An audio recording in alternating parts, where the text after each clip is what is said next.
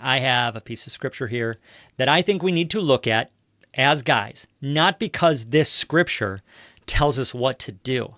This scripture tells us what we can't do. And by telling us what we can't do, we actually find freedom and the ability to do what we need to do. This is Romans 7. Paul is basically defining this struggle, right? This is the struggle I've had. This is the struggle you've had. We've all experienced this struggle.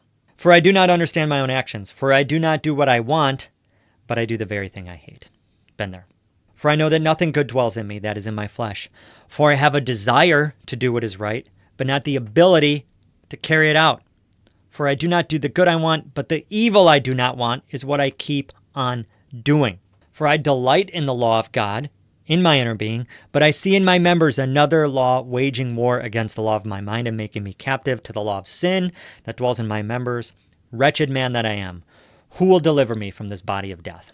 Paul is describing a Christian, but this is not a typical Christian life. This is not the life we've been promised. This is what happens when you rely on yourself. We think as guys who are stuck, who are going through all these problems with lust, problems with anger, problems with our emotions, problem with our thoughts, problems with our desires, all the stuff. We think the way through that is by changing something about us. The two things that Paul points out are knowledge and desire. He says specifically, I know the law of God, but I don't do it.